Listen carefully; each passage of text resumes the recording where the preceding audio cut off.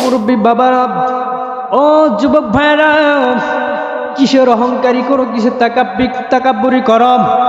আজকে এখন মারা যাবেন, আপনাকে কবরের ভিতরে রাখা হবে।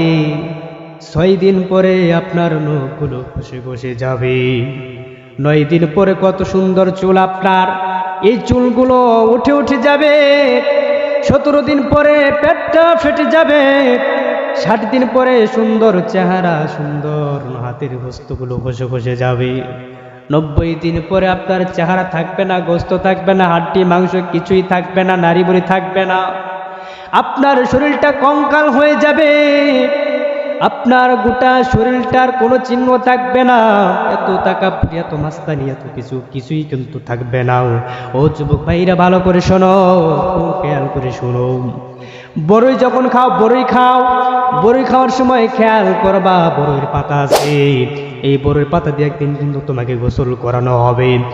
ও ভাইয়েরা, প্রতিদিন গোসল করো, একদিন শেষ গোসল তোমাকে করানো হবে। নতুন নতুন জামা পরো, তোমাকে একদিন সাদা কাফন পরিয়ে অন্ধকার কবরে রেখে আসা হবে। বলো তো দেখি, সেই কবরে তুমি থাকতে পারবে নাকি? কবরে কি করি রবি একা একা? ভাবো, কবরে কি করে রবি একা একা?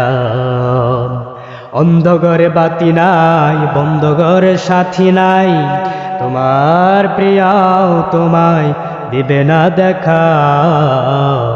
কবরে কি করি রবি একা একা?